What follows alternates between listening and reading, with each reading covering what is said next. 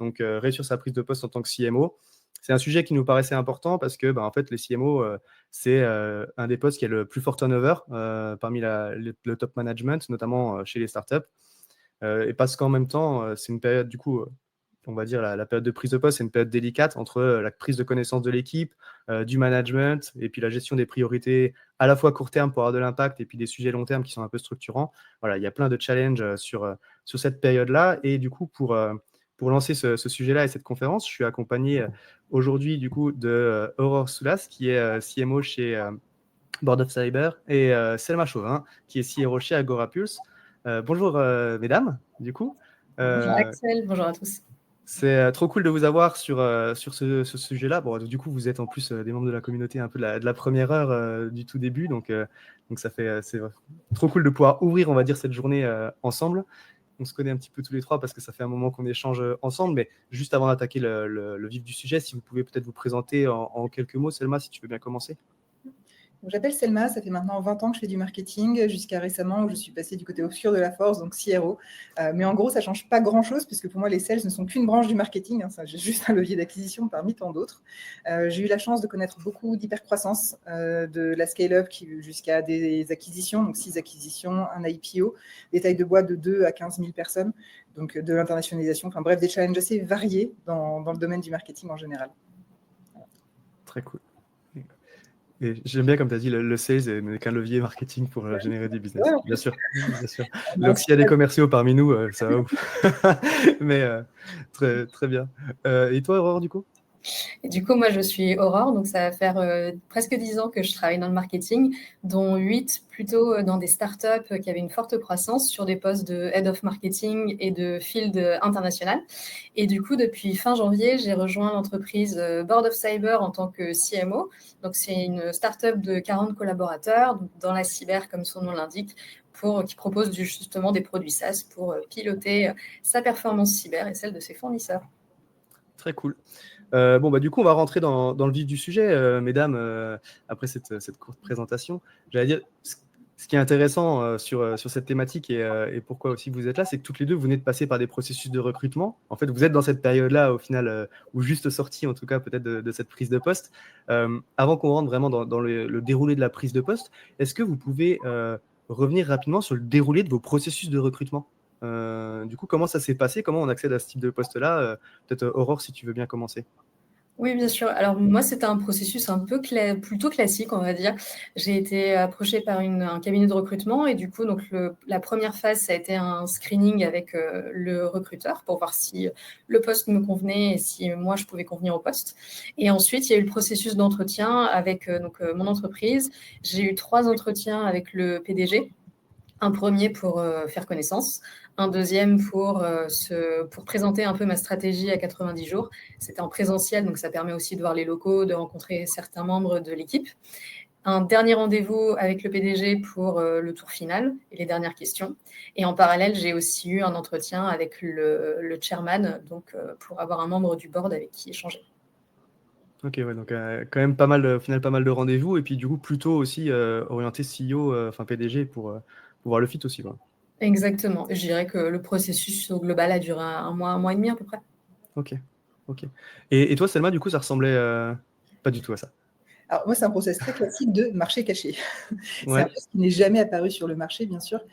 En gros, j'ai déjeuné avec le CEO d'une entreprise avec qui on parlait régulièrement quand on avait des problématiques marketing et qui voulait une deuxième oreille. Et ce déjeuner, moi, je commençais à me demander si j'avais pas envie de partir de mon entreprise actuelle, d'avoir un nouveau challenge. Et en fait, je savais que potentiellement, il cherchait un CMO, mais comme je donnais des conseils à la personne qui actait as CMO, je ne pouvais pas me positionner sur le poste.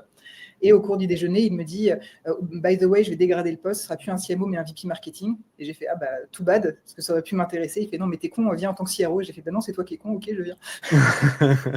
Voilà, donc ça a été très très court. Bon, après, on a pris quand même un mois de due diligence mutuelle, où en gros, je lui ai envoyé des refs, on a monté le plan ensemble, j'ai rencontré tout le monde dans la boîte. Je connaissais déjà le board, donc c'était plus simple aussi. Mais en gros, vraiment, le mois où il m'a tout ouvert, tous les systèmes, et j'ai signé à la fin du mois, parce qu'on a signé sur un projet, un plan, une taille d'équipe, un budget, enfin, voilà. Ok. Ah oui, donc de ce que tu dis, au final, j'allais dire, c'est un peu. tu vois, c'est vrai que quand on voit ce processus de recrutement, on a cette relation un petit peu presque, pas l'entreprise qui fait un cadeau, tu vois, mais de se mettre dans la position de c'est l'entreprise qui recrute, tu vois, et puis du coup, moi, je dois bien paraître. Et au final, toi, de ce que tu dis, c'est qu'en plus, cette due diligence, c'est ce que tu as fait toi aussi. Ils t'ont ouvert un peu quoi, CRM et tout, pour et en fait, regarder si aussi c'est un bon fit pour toi, l'entreprise, au final. Exactement, encore une fois, on parle de poste où si jamais tu te plantes, ça a un impact énorme sur l'entreprise parce que le temps de le réaliser, la personne elle est en poste depuis 1 an, le temps de la virer, tu en as pour 6 mois, 1 an supplémentaire, le temps de recruter encore 6 mois, tu te prends 2 ans de développement dans la vie. Ouais. Donc, c'est pas souhaitable et pour ça, il vaut mieux être sûr tous les deux que ça marche bien. Mon boss m'avait même envoyé un mémo de comment on travaille avec moi. Et j'ai envoyé la même chose, de qu'est-ce que j'attends de mon boss. On a vérifié que ça collait, si tu veux. Ouais. Ok, très cool. Écoute, j'allais dire, c'est super intéressant. Bon, on pourrait rentrer dans le détail du processus de recrutement, mais après, on va quand même trop empiéter sur le sujet qui nous intéresse aussi sur la suite. Du coup, je le disais rapidement en introduction, mais les enjeux d'une prise de poste, ils sont nombreux, parce qu'il y a la découverte du produit, du marché, il y a les relations humaines, et puis après, il y a la nécessité d'avoir un impact marketing. Donc, l'idée, c'est qu'on prenne les sujets un peu les uns après les autres. Et donc, du coup, comment est-ce que vous abordez la découverte du produit marché et quelle priorité vous lui donnez, du coup, si on se projette sur les 90 jours d'une période d'essai, quoi. Selma, si tu veux commencer. Alors, vraiment pas du tout prioritaire. Enfin, un vernis est toujours nécessaire, mais normalement, tu l'as lors de ta due diligence, tu vérifies que l'industrie te va, que c'est une industrie qui est en phase de croissance, etc. Mais sinon, c'est pas la prio, parce qu'en fait, tout ce qui est tourné vers l'externe, quand tu arrives, c'est pas forcément prioritaire. C'est l'interne qui va être plutôt ce que tu vas faire en premier. Ok, ouais, donc tu dis sur les 3 sujets qu'on a abordés, prio 3, découverte du produit marché, ça vient après, quoi. Ouais, clairement. Ok. Et toi, Aurore, tu l'as placé comment dans ton process, enfin dans ton plan, quoi. Et bah, à peu près comme Selma, en fait, moi j'avais la chance de venir déjà du secteur de la cyber, donc j'avais déjà une petite connaissance du marché et du persona que j'allais adresser. Et en fait, pour moi, la top prio dans les 3 mois, c'était surtout d'être capable de faire un elevator pitch et d'expliciter en 3-4 phrases ce que le produit allait faire, bien comprendre les bénéfices, les avantages et les problématiques auxquelles on allait répondre. Donc du coup, je me suis plutôt concentrée sur le fait de voir des démos produits avec les équipes, pour entendre leur discours et encore une fois bien comprendre le problème auquel j'allais devoir répondre via les actions marketing. Et en plus, donc, il y avait déjà des decks sales qui existaient, donc ça, plus les démos produits, c'était suffisant en fait pour ces 90 premiers jours et pour déjà donner un peu la big picture. Aujourd'hui, là, par exemple, il va falloir que je creuse un peu le sujet, puisqu'il y a des sujets de positionnement qui vont arriver, etc. Donc forcément, il va falloir que j'aille écouter davantage de calls, que je m'intéresse davantage autant dans ce marché, aux concurrents. Mais en tout cas, pour une première phase de 3 mois, ça m'a suffi. Ok, d'accord, ouais. Pardon, vas-y, Selma. Non, je disais, c'est marrant là-dessus. J'ai même exprès pas voulu voir le produit. Parce que pour le coup, moi, j'incarnais la persona à qui il n'arrivait pas à vendre, c'est-à-dire le patron du patron de celui qui achète. Ouais. Et donc, c'était hyper intéressant de justement me dire, on démarre tout ce travail de positionnement en sachant que je ne connais pas le produit pour voir si justement, pour moi, c'est des arguments qui me paraissent légites, si c'est mes vrais pains que je peux avoir. Enfin, vraiment, parce que dès que tu commences à connaître le produit, tu vas avoir un biais qui est le biais de tout ce qu'on te raconte. Si on te dit déjà que les concurrents, ils sont bons en ça et ça, tu vas penser que toi, tu es bon en d'autres trucs, tu vois. Ouais. Alors, si tu as vraiment un point de vue neutre, c'est le moment, ces fameux 3 premiers mois où tu peux avoir un point de vue non biaisé. Ok, oui, et au final, c'est ça, pour le vu que tu es néophyte, tu arrives avec l'œil externe, et si tu te mais déjà dans le discours, dans ce que disent trop vite, au final, tu vas perdre un peu cette naïveté sur l'analyse du produit, quoi, du marché. Ok, bon, et donc, toi, tu l'as dit, bon, au final, c'est quelque chose que tu acquiers un peu pendant ta due diligence parce qu'effectivement, tu regardes quand même l'entreprise dans laquelle tu postules, c'est toujours bien. Et toi, Aurore, tu dis effectivement vernis de base pour comprendre globalement les enjeux, mais après, on a bien compris, prio 3, et puis c'est après potentiellement que tu vas monter plus loin, enfin creuser, on va dire, dans l'écoute de call et tout, enfin les discussions avec les personnages, enfin creuser tout ça, mais plutôt prio numéro 3. Donc, du coup, l'autre sujet, alors on va commencer par ça. L'autre sujet, donc sujet numéro 2, on va dire au final, c'est les relations humaines, dans ce que j'avais un petit peu listé au début. Que ça soit avec l'équipe market, du coup, parce qu'en général, du coup, ça implique ça, ou alors avec le top management. Encore une fois, quels sont les enjeux, par quoi vous commencez, et quelle place ça prend, du coup, dans ces premières semaines. Vas-y, Aurore, pardon. Et du coup, ça c'était plutôt la prio 1. En fait, c'est une grosse priorité pour moi dans les premières semaines parce qu'en fait, il y a 3 enjeux selon moi. Il y a le fait de réussir son intégration parce qu'après, tu vas devoir collaborer beaucoup avec les équipes. Ensuite, il faut bien que tu comprennes les enjeux sur lesquels tu es attendu et qu'est-ce qui fait qu'au bout de 3 mois, on va te dire on est satisfait, on n'est pas satisfait. Et après, le troisième enjeu, c'est aussi de prouver son impact à ton top management, bien sûr, mais aussi aux équipes qui se rendent compte que si tu as été recruté, c'est pour les bonnes raisons. Donc, du coup, ça, c'est pour les enjeux sur lesquels je me suis positionnée. Ensuite, sur l'intégration et la place que j'y ai accordée, alors, je divise ça en 3 parties. Le premier, ça a été la partie marketing, donc l'équipe marketing qui était déjà en place. Donc, chez Board of Cyber, il y avait une personne qui était là. Et donc, du coup, j'ai passé pas mal de temps avec cette personne pour comprendre déjà tout l'historique. Parce qu'on débarque et donc, du coup, on voit tout ça avec des yeux neufs. Et donc, pas mal d'échanges sur les process, les canaux qui ont déjà fonctionné, pas fonctionné, qu'est-ce qu'on a fait, les outils, etc. Donc, vraiment prendre du temps déjà pour connaître la personne et pour comprendre vraiment comment le service fonctionne avant notre arrivée.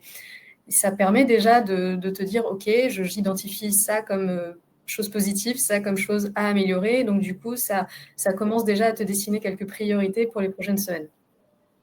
Après, avec les autres équipes, j'ai aussi passé pas mal de temps, enfin j'ai essayé en tout cas de rencontrer surtout les commerciaux au début, parce que c'était assez important de comprendre comment ils agissent, enfin comment ils parlent avec leur persona. On a fait un peu une découverte marché parce qu'ils sont découpés ils sont répartis en secteurs d'activité. Et donc, du coup, échanger avec eux, c'était très important parce qu'il y avait un gros enjeu de lead gen. Et donc ensuite, j'ai pu échanger aussi avec l'équipe CSM qui après m'a apporté tout le côté client et comment on s'occupe de nos clients. Et la chance que j'ai eue, en fait, c'est quand je suis arrivée, il y avait pas mal d'actions qui étaient organisées en interne. Et ça aussi, c'est assez important d'y participer. Je trouve qu'il faut être assez proactif parce que les gens, ils sont dans leur quotidien. Nous, on débarque. Et c'est à nous aussi d'aller faire l'effort pour les rencontrer et pour échanger avec eux. Et donc, au final, ils avaient organisé des soirées internes. Il y avait aussi un événement sur lequel je suis allée. Il y avait des déjeuners. Donc, tout ça, il faut y participer. Il faut prendre un petit peu de temps pour bien s'intégrer aux équipes, comprendre le quotidien. Et du coup, surtout pas hésiter à être assez proactif. Et côté, je termine sur le côté top management.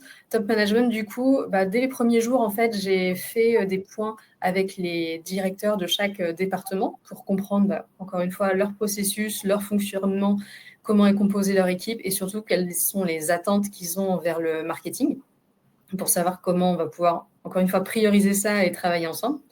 Et après, au bout de 3 mois, j'ai eu une présentation au board sur qu'est-ce que j'ai fait depuis 3 mois et quelle est ma stratégie pour les mois suivants. Donc, j'ai aussi eu le volet investisseur qui est arrivé au bout des 90 jours. Ok, allez, encore un autre sujet, mais ça m'a. J'allais rebondir sur un point, mais du coup, peut-être laisser Selma rebondir pour voir un peu toi, du coup, par rapport à ce sujet-là, équipe, top management, comment tu l'as abordé? Alors, des choses assez similaires, donc je ne cite pas faire de redites. La première chose, toujours quand on prend un poste, c'est sécuriser le projet, le budget et les gens. Parce que sans projet, on ne sait pas de quoi on a besoin. Sans argent, tu ne sais pas comment arbitrer entre recrutement, freelance, full-time, etc. Et puis people, parce que sans gens, ton projet il peut être beau, il ne va jamais aboutir. Donc, quand je suis arrivée, ce qu'il faut savoir, c'est que l'équipe marketing était moribonde. Ça faisait 2 ans qu'il n'y avait pas eu de vraie direction. La moitié des personnes étaient parties, volontairement ou pas, d'ailleurs. Ce qu'il faut savoir, c'est que c'est une équipe où on est plus de 70% à avoir moins de 6 mois d'ancienneté. Donc, au niveau historique, c'était aussi compliqué. Sur le modèle que j'avais bâti, il y avait des BDR, sauf que j'avais un BDR qui était contracteur, alors qu'il m'en fallait 10. Et puis, pareil, les équipes sales n'étaient pas du tout complètes et surtout n'étaient pas du tout formées à la outbound et autres. Donc, c'était une boîte qui vivait beaucoup sur l'inbound. Donc, en arrivant, c'était recréer toute la structure BDR, donc les 10 embauches, rembaucher une bonne partie de commerciaux et surtout réembaucher notamment toute la structure demande gen du marketing qui n'existait pas. Donc, gros chantier people. Ouais. Ça, je l'avais commencé avant d'arriver, pour gagner du temps d'ailleurs, notamment pour les Français, parce que 3 mois, c'est long. En parallèle de ça, j'avais aussi commencé avant d'arriver les relations avec les peers, donc de rencontrer tous mes homologues, comme toi Aurore, de bâtir des relations, comprendre où il va y avoir des problèmes, notamment quand il y a des ressources qui flottent. On a souvent le PMM qui va flotter, le Sales Enablement qui va flotter, donc entre les équipes commerciales et les équipes produits. Donc être hyper clair dès le début avec les personnes de où sont ces ressources, est-ce qu'ils sont contents, est-ce qu'ils ne sont pas contents, est-ce que ça va être une source de conflit ou pas. Comme ça, c'est identifié, on peut monter un cas plus facilement. Donc, identifier direct ses ennemis potentiels, ses alliés potentiels, c'est utile. C'est de la politique, oui, mais c'est de la bonne politique, donc c'est OK. Première étape. La deuxième étape, c'est de gagner un capital sympathie. Donc, il faut savoir que je suis la 3e à passer. Donc, les 2 personnes avant moi ont été virées et ça s'est très mal passé. Donc, tout ce que je pouvais dire, bah, les gens avaient déjà entendu 2 autres fois. Par exemple, oui, non, mais c'est bon, on va retrouver de la croissance, ça va bien se passer. Bah oui, on a entendu, donc personne ne me croyait, si tu veux. Donc sur ma gueule, ça ne marchait pas. Donc j'ai passé aussi 1 mois et demi à me rendre sympa, à rencontrer les gens où ils étaient, à m'incruster dans les calls, à expliquer la vision, à manger avec des gens random, juste pour savoir, en fait, tu vois, ce qui se passait. Et puis les gens c'était chouette. Voilà, donc le côté people a été très, très important. La partie commerciale était plus facile pour moi parce qu'ils étaient chez moi. En revanche, j'ai eu un gros travail de légitimité. Ce qu'il faut savoir, c'est lorsque les patrons sales ont appris que ça allait être moi leur chef, il y en a un qui a envoyé un texto à un pote en commun pour dire « t'as vu, ils m'ont foutu une CMO en chef, c'est n'importe quoi, je suis pas content. » Vu que c'était un pote commun, il m'a évidemment envoyé le message tout de suite. Dans ma gueule. Et donc, c'était très bien pour bâtir des bonnes relations dès le début. Ça brise la glace. Bah non, mais après, je les comprends, si tu veux. Donc, gros travail de séduction des commerciaux, expliquer qu'il y avait une légitimité. Donc, les premiers sujets qu'on a pris, c'était la refonte des complans. Encore une fois, le marketing a énormément intérêt à mettre son nez là-dedans, donc hyper content. Donc, tout ce qui est lié en effet à leur rémunération, lié aussi à leurs objets, lié à la part d'outbound qu'ils ont à donner, etc. Alors, le VP Sales est parti quand il a vu que ce n'était pas lui qui était CRO. En revanche, les Head of Sales sont toujours là. Ok. Voilà, donc ça, c'est sur la partie people. Je crois qu'on a fait le tour. Ouais. Et puis, gérer les derniers départs, les arrivées. Gros programme d'onboarding. Donc, on a créé toute une équipe d'enablement dès le début parce qu'on avait 20 personnes qui allaient arriver dans les 2 mois. Donc, il fallait être sûr qu'on soit bien onboardé. La première discussion avec la patronne du revenu enablement, c'était « Ok, l'onboarding est trop long, je veux les gens au téléphone dans 15 jours. » Elle m'a regardé comme ça. Mais ça s'est bien passé. Ok. Et du coup, enfin, j'allais dire, l'idéal c'est de faire les deux évidemment, mais entre entre votre équipe à toi et la connaissance de ton équipe, et puis les relations avec les autres C-level et ton CEO, comment on priorise un petit peu les sujets? S'il y avait un sujet qui était plus important, ce serait lequel? Alors, la plus grosse connerie qu'on peut faire, c'est de penser que son équipe, c'est son équipe. Enfin, je vais m'expliquer. La première équipe, c'est le COMEX. Si le COMEX ne fonctionne pas, il n'y a aucune chance que ça se passe bien après au niveau des équipes. Donc, s'il y a un effort à mettre, c'est vraiment entre les membres du COMEX. Un exemple tout bête, le product marketing flottait un peu entre produit et marketing. On voulait le récupérer, bien sûr, mais ce n'est pas le sujet qu'on a tackle tout de suite parce qu'on savait que ça allait créer des tensions encore avec l'équipe produit. Donc, j'ai pris le temps de me poser, de comprendre comment ça se passait, de bâtir d'abord la relation avec le patron produit avant de récupérer le PMM. Et encore une fois, ce n'est pas une question d'ego, c'est juste parce qu'il y avait quelque chose de cassé entre produit et marketing et que ça a vachement aidé. D'accord. Aurore, tu es alignée Complètement, oui. Enfin, au début, il faut bien comprendre comment fonctionnent toutes les équipes. Et pareil, chez nous, on a aussi, il y a encore des sujets où on n'est pas très, très clair entre 2 équipes, mais on se dit qu'on se laisse le temps. On gère d'abord les prios, on se laisse le temps, et puis on verra quelle est la meilleure solution pour balancer tout ça, quoi. Ok. Et ça, c'est quelque chose, du coup, les rencontres avec les autres équipes et tout qui était prévu dans vos onboarding. Enfin, je sais, Aurore t'a dit qu'effectivement, c'était nécessaire d'être proactif. Parce que normalement, quand on arrive du coup dans une entreprise, normalement, il y a un process un peu d'onboarding qui est fait pour qu'on rencontre un peu les gens. Selma, tu as parlé aussi de manger avec les gens. Au final, vous avez collé à ce process d'onboarding ou c'est quelque chose sur lequel vous avez du coup mis les mains pour aller plus vite ou enfin, en tout cas rencontrer les gens différemment aussi? Vas-y. Moi, j'ai mis les mains dedans. Alors, c'est quelque chose que j'ai déjà vu sur des postes assez, de direction comme ça, où en gros, on m'a pas trop prévu d'onboarding, mais du coup, à moi d'aller faire la démarche de faire tous les points. Et donc, du coup, dès le premier jour, dès le premier midi, j'ai dit au VP Product, quand est-ce que tu as 1 heure qu'on se voit? Bah maintenant, ok, allez, go. Et donc, on enchaîne. Et après, c'est le fait de se mêler au déjeuner, aux soirées. Moi, il y avait déjà des soirées internes d'organiser, donc ça, c'était top.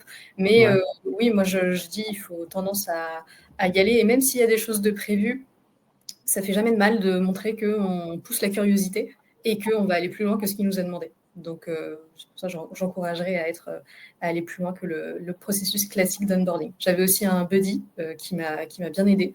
Donc ça, c'était aussi chouette. Ok.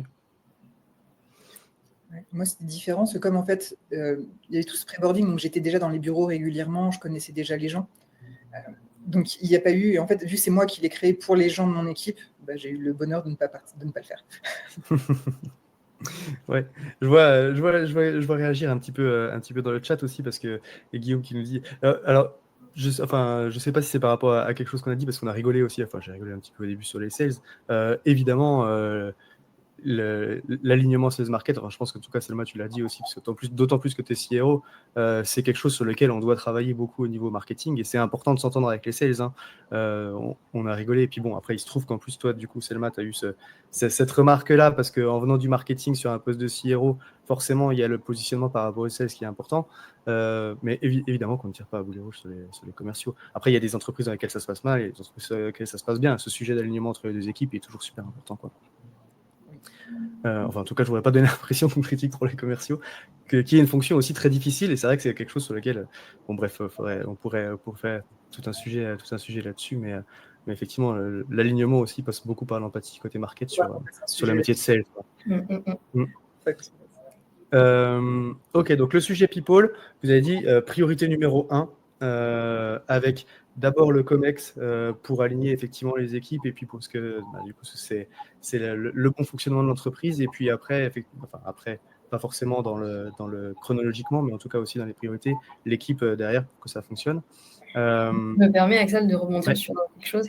Je dirais que c'est aussi vachement important de ne pas hésiter à communiquer en interne sur ce qu'on fait en fait. Par exemple, tu vois, moi je disais au bout de 3 mois, j'ai fait une présentation au board.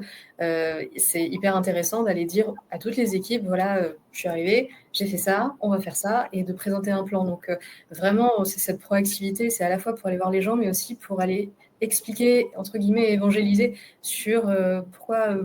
qu'est-ce qu'on va faire en fait et comment ça va améliorer le quotidien de toutes les équipes, si on est sur du 360 ou que de l'acquisition ou que du customer marketing. Mais voilà, pas hésiter à prendre la parole et à dire ce qu'on fait aussi. Vachement important. Gros sujet de valorisation du marketing en interne aussi, de toute façon. Peut-être que dans ce sujet, tu vois, on parlait de turnover sur les postes de CMO. Je pense qu'il y a un gros décalage des fois aussi vu que le scope de responsabilité est très large, il y a peut-être un décalage entre les attentes qu'on peut avoir du marketing et puis au final le profil qu'on recrute, ou en tout cas ce qui est effectivement ce qu'on est capable de faire avec l'équipe en place et les budgets qu'on a. Et puis après aussi ce qui est visible dans ce qu'on fait et dans les attentes. Donc recadrer ces attentes, comme ce que tu dis, partager un plan, mettre en place aussi des actions de valorisation pour communiquer en interne ce que fait le market.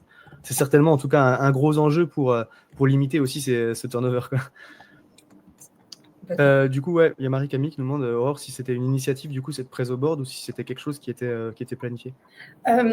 C'était conjointement avec mon PDG. Moi, je lui ai dit, ça vaudrait le coup que j'aille présenter. Il me dit, ça tombe bien, il y a un board et je pense qu'il faudrait que tu viennes aussi. Donc, complètement conjoint entre lui et moi. Je voudrais rebondir là-dessus, qui est que si jamais on ne vous le demande pas, si le board ne dit pas, je voudrais une présentation forcée. Parce que en fait, les questions qu'ils vont vous poser vont aussi vous permettre de voir à quoi il faut répondre. Si jamais ils ont des craintes de croissance, si jamais ils ont des craintes de développement international, vous allez voir de l'info que vous n'aurez pas ailleurs. Donc, et de toute façon, c'est une relation qu'il faut construire. Donc, forcez. Au moins 1 à 2 fois par an, allez-y. Ok. Très cool. Et donc, troisième sujet, au final, parce qu'on a parlé un peu découverte du marché et équipe. On fait quand même du marketing, donc l'idée c'est d'avoir un impact. Sur ces 3 premiers mois, c'est vrai qu'il y a des sujets qui sont... il y a à la fois la nécessité de démontrer quand même un petit peu qu'on est capable de l'avoir à court terme, donc des prios court terme, et puis il y a des sujets qui sont structurants. Toi, tu as parlé, Selma, tout à l'heure aussi des sujets de positionnement ou des choses comme ça, qui sont des fois de refonte, ou qui sont des projets plus structurants, plus long terme. Comment est-ce qu'on priorise, comment est-ce qu'on gère les attentes entre le fait de démontrer qu'on n'a pas été recruté pour rien et qu'on a un impact, et puis effectivement les sujets qui vont prendre nécessairement plus de 3 mois, quoi.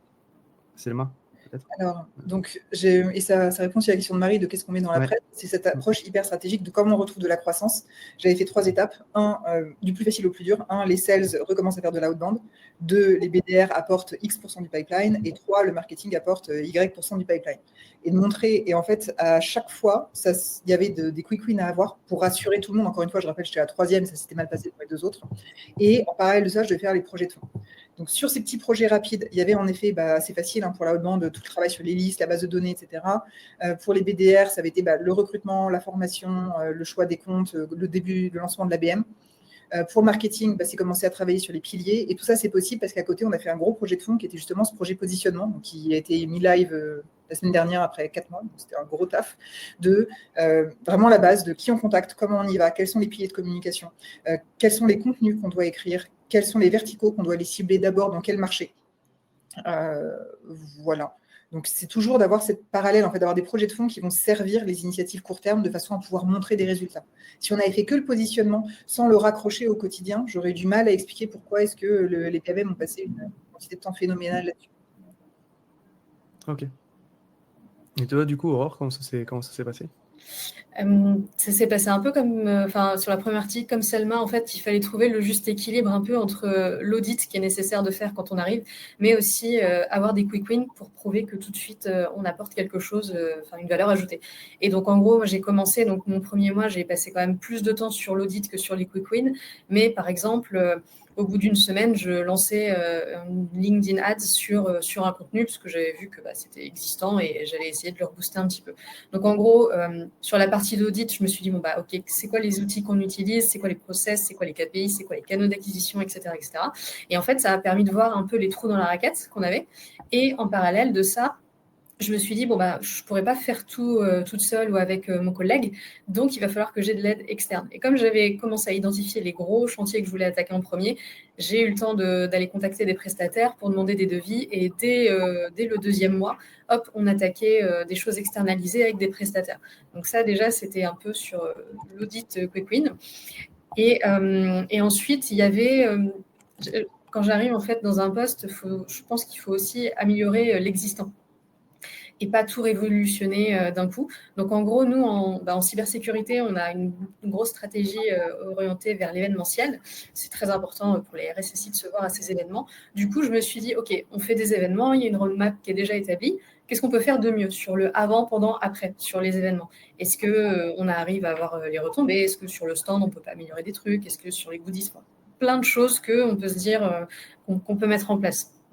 Donc, c'était vraiment sur qu'est-ce qui est déjà en place. Après, il y a aussi l'équipe, bien sûr. Il faut structurer un petit peu comment on va travailler parce que je suis arrivée, j'ai changé pas mal de choses, mais il faut le faire de manière progressive. Et du coup, pareil, les outils, les process, les responsabilités, qui prend quoi dans les charges de travail. Et donc ça, c'était assez important. Donc première partie, c'est audit et quick win. Deuxième partie, c'est améliorer l'existant. Et troisième partie, c'était lancer les nouveaux projets. Parce que bien sûr, on a envie de faire plein de trucs quand on arrive. Et moi, je conseillerais de commencer par les fondamentaux. Moi, mon projet, ça a été vraiment le CRM.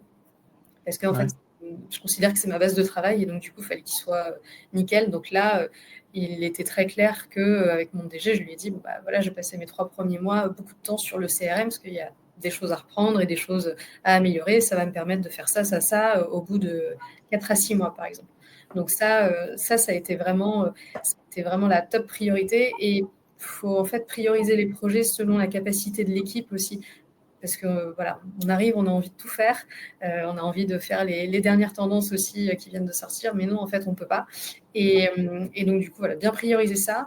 Et moi, j'ai fait le choix de ne pas attaquer les énormes projets tout de suite, c'est-à-dire les refontes de sites web, les rebranding, des trucs bien preneurs de temps et de problèmes. Ça, je les laisse pour plus tard, pour encore une fois prouver l'impact, faire des choses très concrètes. Et après, on sait que c'est des sujets qui vont arriver, qu'il y aura plein de débats là-dessus, donc on a tout le temps de le faire. Avant de répondre, je voulais juste rebondir sur ton idée sur son sort de capacité. Il y a un exo que je fais toujours avec mes équipes, parce qu'aujourd'hui, j'ai une équipe de 57 personnes, donc c'est assez compliqué à orchestrer et gérer les bottlenecks et tout. Et je leur fais toujours ce qu'on appelle c'est un jeu, c'est un Kanban game, le pizza game, je ne sais pas si vous connaissez. Tu mets les gens par équipe, tu leur demandes de faire des parts de pizza. Donc, c'est pas compliqué. Ils ont des feuilles, ils ont des marqueurs rouges qui servent à faire la sauce tomate et ils ont des post-it qui servent à faire le jambon et l'ananas. Oui, parce qu'on fait des hawaïennes qui tapent pas les bouteilles. Et tu leur demandes de faire les parts de pizza. Donc, en général, au premier round, ils vont te faire des parts de pizza et tu vas avoir une quantité monumentale de morceaux de feuilles découpées en triangles, donc de pâtes vides, de petits morceaux d'ananas et de jambon partout. Et le pauvre gars avec son stylo rouge qui est en train frénétiquement d'essayer de remplir des triangles pour faire la sauce tomate. Évidemment, ça montre qu'il y a un bottleneck qui est le gars qui a ce stylo rouge et qui fait la sauce tomate. Donc, tu leur expliques après ce premier round qu'ils ont des points en moins pour tous les petits morceaux non utilisés. Parce qu'évidemment, ils produisent dans leur coin et ça ne sert à rien.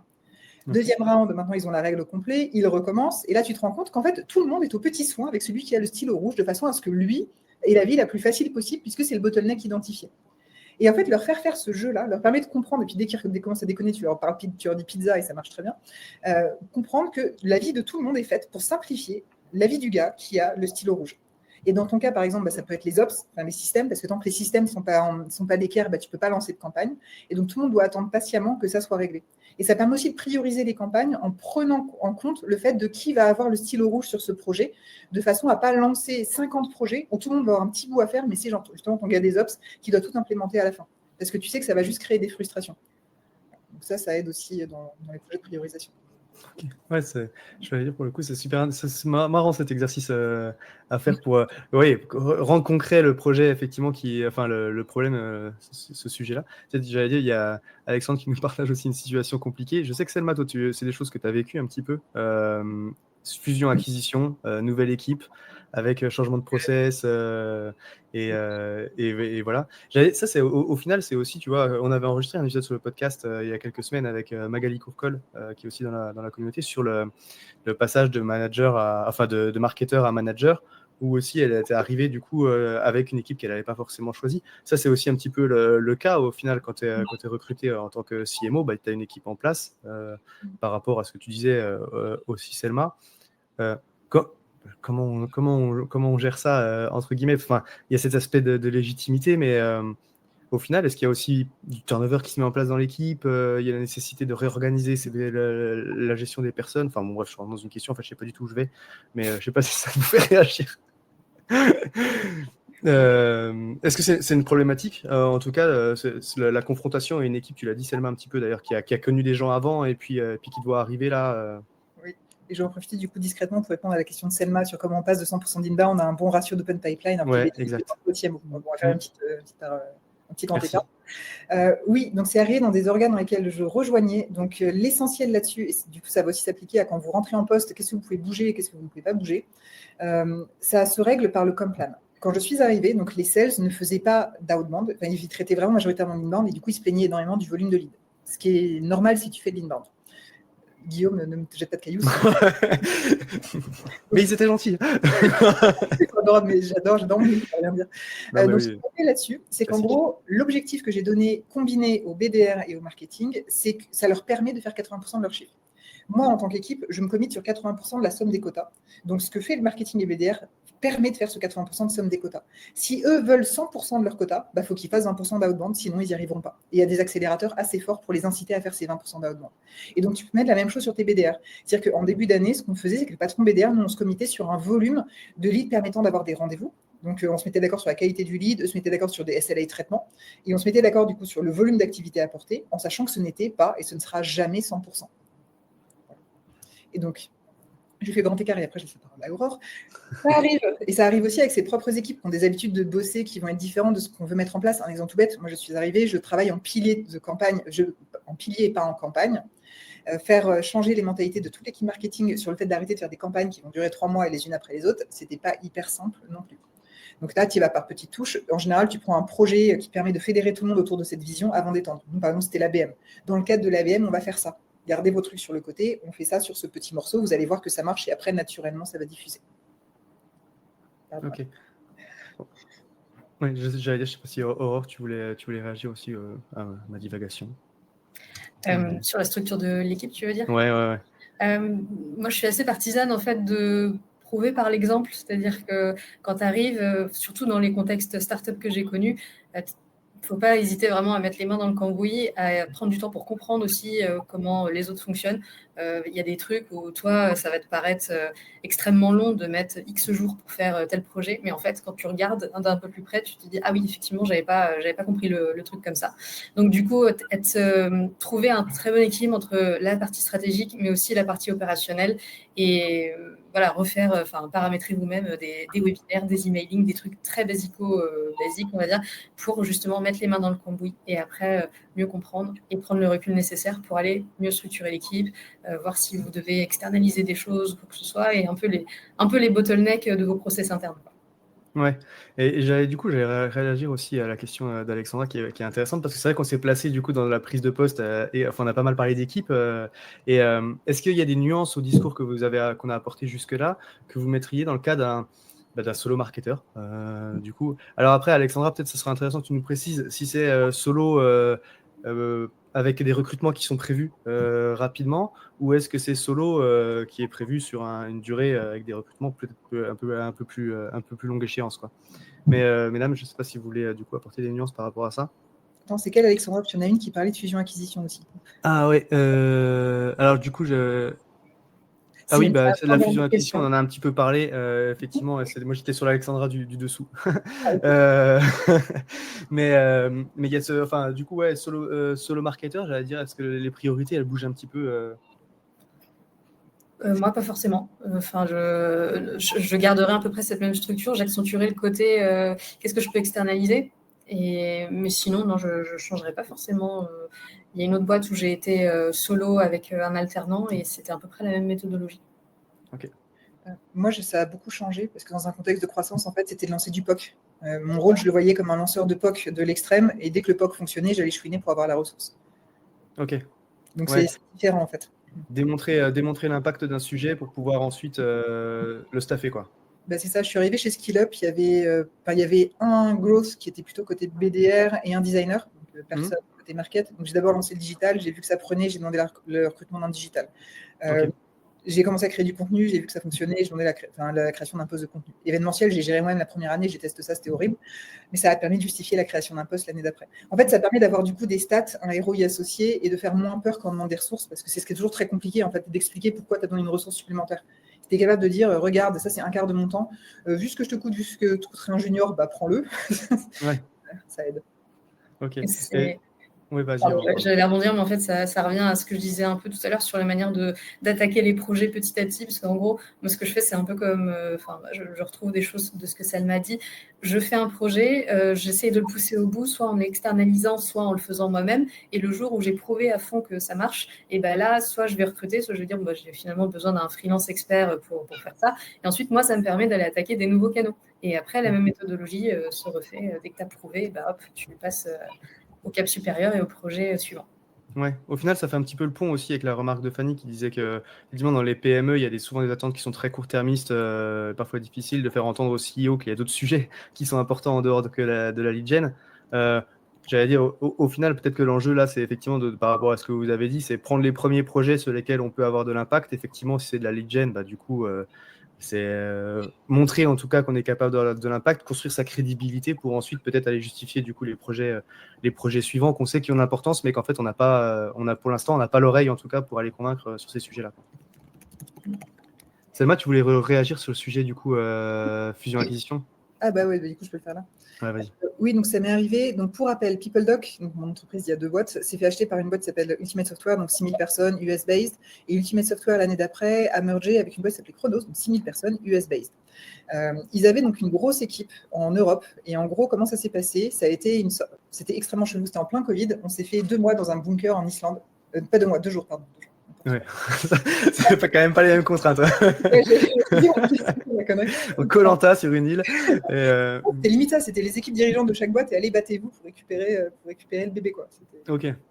C'était très bizarre. Donc on a gagné. Et on a gagné pourquoi? Parce qu'on était justement. Parce en fait, nous, on était coopératifs, c'est-à-dire qu'on a monté un projet et on a vendu un projet plutôt que de vendre nous individuellement, versus les autres qui se sont battus chacun pour soi. Donc la première règle pour toi, Alexandra, c'est de trouver des potes et des potes où tu penses qu'ils vont gagner. Parce que du coup, vos victoires vont vous entraîner mutuellement. Te mets pas avec ceux qui vont perdre, ce serait con. Parce que du coup, vous allez être associés. Je sais c'est un peu crève-cœur, mais c'est comme ça. Deuxième chose, j'ai eu la même chose où ils ne voulaient pas me donner accès au CRM. En fait, j'ai fake viré tous mes gens pour les embaucher sur l'autre entité. Oui, c'était un petit passe-passe avec les RH qui n'étaient pas contents non plus, de façon à leur donner accès au CRM. On a fait ça 3 fois, ils se sont rendus compte qu'on avait moyen et que ça foutait la merde dans les dossiers, l'ancienneté et tout, donc ils ont lâché. Autre chose que j'avais fait chez DocuSign quand ça nous était arrivé, c'est en fait, je les avais menacés d'importer salement leur base de données dans notre CRM et de travailler qu'avec notre CRM. Avec un nom de campagne à la con qui, du coup, allait flinguer toutes les sources. Et du coup, ça a aussi marché. Ils ont eu peur et ils ont donné. Pour le contact avec les BDR. Oui, non, petit rapport de force dès le début, c'est bien ça. Non, franchement, non. Mais des fois, ça passe par là aussi. Ouais. Mais quand ça passe pas et quand personne veut escalader, donc ça, c'est la partie un peu violente. La partie un peu cool, c'est d'aller créer des contacts. Donc, DocuSign, ce qui était arrivé, c'est que personne ne voulait m'aider. Je suis allée au siège pendant 1 semaine. J'ai trouvé les personnes qui parlaient français. Et coup de bol, le VP produit était un ancien français, enfin, toujours français, mais il vivait là-bas. Il n'a pas changé. Et du coup, ça m'a permis d'avoir accès aux entités décidantes sur la partie produit. Et donc, essayez de vous trouver des gens qui ont des hobbies communs, qui parlent d'une façon qui vous plaise, sur n'importe quoi, mais faites-vous un petit chemin d'accès à vous.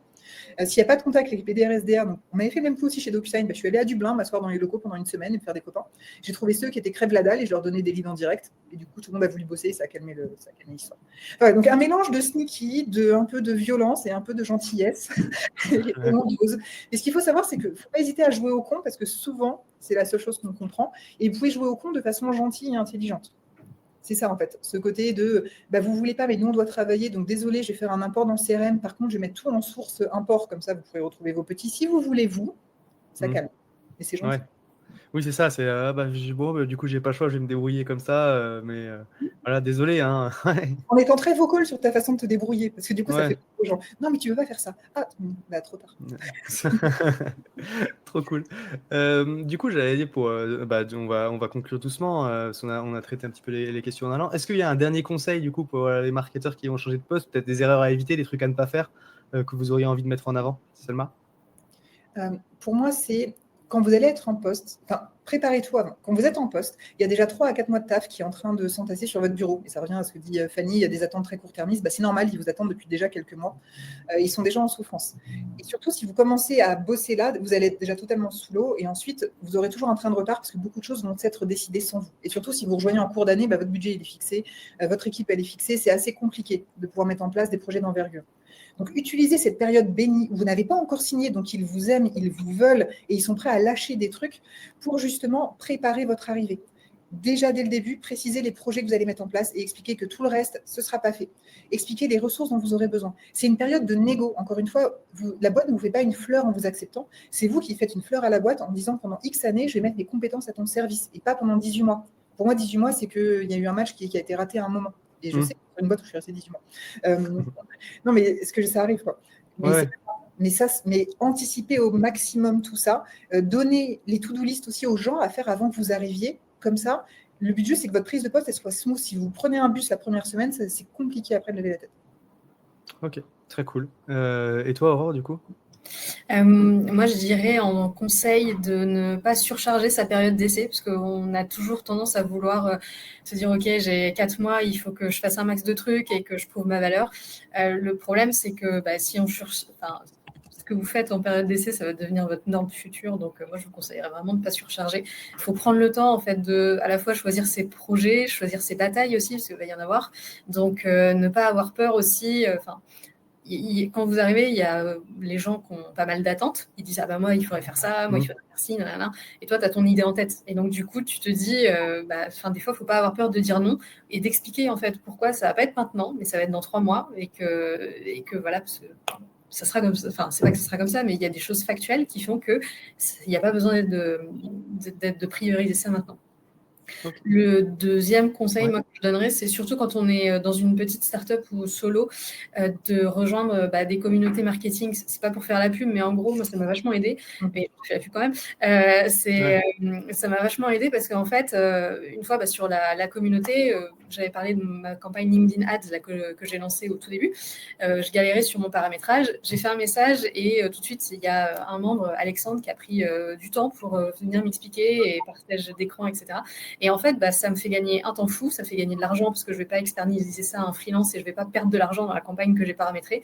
Donc, du coup, pour moi, c'est vraiment hyper utile parce qu'on se pose plein de questions sur tous les sujets du monde et en fait, ça fait avancer et ça fait gagner un temps fou. Donc, vraiment, restez pas seul, posez des questions, rejoignez des communautés, écoutez des podcasts. Il y a plein de ressources qui existent maintenant, on a beaucoup de chance. Donc, vraiment faire ça. Très cool. Et du coup, on va laisser, le mot de la fin sur la question de Marie, mais on peut reboucler avec ce qu'on disait au début. J'allais dire, au final, ce sujet de turnover marketing, vous avez, on a une idée d'où ça vient. Vous avez un avis sur la question. J'allais dire sans qu'on ait de vérité absolue après tout, mais c'est un mélange au final de tous ces enjeux dont on a parlé, quoi. Oui, le marketing, ça fonctionne beaucoup en cycle. Encore une fois, ce que disait Aurore, c'est tu arrives avec tous tes projets, tu mets tes projets en place. Une fois que tu les as mis en place, tu te poses la question de maintenant, j'ai envie de faire les prochains projets ou pas. 18 mois, c'est aussi un cycle, 18 mois, 2 ans, c'est aussi un cycle de levée de fonds dans le milieu startup. Donc, c'est aussi est-ce que je vais à l'équilibre, est-ce que je vais des marchés. Donc, c'est des nouveaux projets. Et soit on est spécialisé, donc il y a des choses qu'on aime, des choses qu'on n'aime pas. Il y a des gens qui adorent être le premier marketeur et puis dès que ça dépasse les 10, ça les saoule. Soit c'est la boîte qui change par rapport à ce qu'on aime faire. Qui la boîte qui voulait grossir énormément finalement décide d'aller à l'équilibre. Si ce n'est pas le projet, forcément on ne se projette plus. Il y a aussi le burn-out, et ça revient aussi à ce que disait Aurore, quand on se surcharge trop dès le début et qu'on a l'impression que c'est ça qu'on doit faire tout le temps, on se met soi-même dans une situation d'échec. Et donc soit on passe pas, soit on se fait virer, soit tout simplement on craque. Parce qu'encore une fois, c'est trop. Soit aussi on ne recrute pas les bonnes personnes. Ça arrive souvent, encore une fois, quand on crée son équipe, on va avoir des opérationnels qui sont très forts sur des sujets. Sauf que si on n'arrive pas à identifier les futurs piliers de son équipe, on va leur mettre quelqu'un au-dessus de la tête et donc ils vont partir. Ouais. C'est des choses naturelles. Donc, comment ça s'anticipe ? J'ai envie de dire, pensez toujours à la structure de votre boîte et de votre équipe dans 2 ans. C'est-à-dire que quand vous recrutez quelqu'un, demandez-vous, c'est ce que je fais par exemple pour les BDR, est-ce que c'est un BDR de carrière ou est-ce que c'est un futur sales ou un futur AM ? Ça va vous aider déjà à les projeter dans l'organisation de demain et à vous rendre compte d'où sont les trous. Est-ce qu'il y a des langues ? Par exemple, je ne sais pas, vous savez que peut-être potentiellement vous allez ouvrir des marchés internationaux, embauchez déjà que des gens qui parlent anglais. Vous éviterez des galères. Je dirais aussi, pour moi, je trouve que le métier de CMO, il a vachement changé depuis les années précédentes. Il y a énormément d'attentes sur ce rôle, à la fois business, à la fois marketing. Et en fait, on a l'impression que dès notre arrivée, on va avoir une baguette magique et qu'on va tout révolutionner. Et en fait, le rôle, il est complètement en équilibre sur du court terme, donc les quick wins, mais aussi beaucoup de long terme, parce qu'on doit accompagner la croissance sur plusieurs cycles, semestres et années. Et donc, du coup, je pense qu'il y a aussi cet enjeu-là qui est, je ne sais pas s'il est toujours bien compris des CEO, mais ça a changé et du coup, on doit faire avec et équilibrer tout ça. Donc, c'est un challenge supplémentaire qui peut peut-être aussi justifier qu'il y ait de plus en plus de turnover sur ce rôle.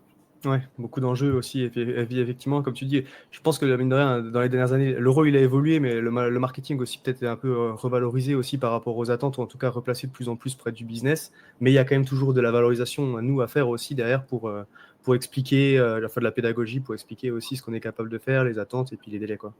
Et puis donner plus de sous et plus d'action, on sera plus fidèle aussi. Très cool.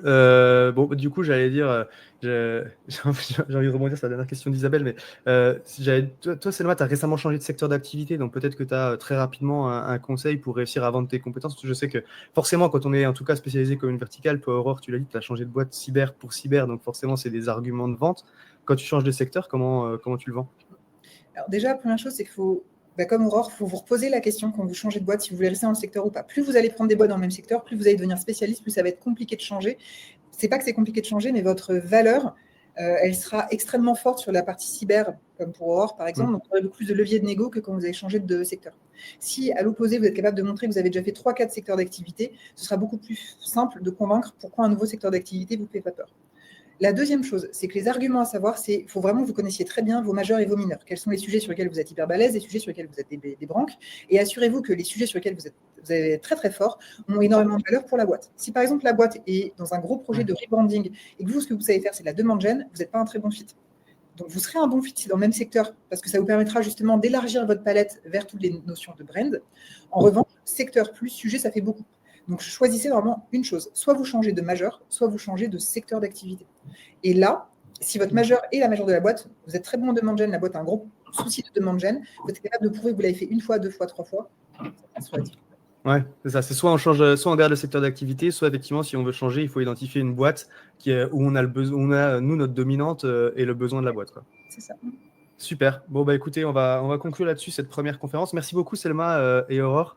C'était trop cool sur ce premier sujet. Forcément, on pourrait en parler 2 heures, 3 heures, parce qu'il y a des bouquins qui ont été écrits dessus, puis ils ne se lisent pas en 30 minutes. Mais du coup, c'était très chouette. Encore une fois, merci beaucoup.